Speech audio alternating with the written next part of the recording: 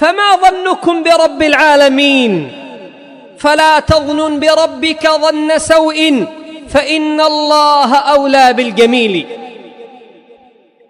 والله سبحانه وتعالى خلق الخير والشر وابتلى بهما العباد.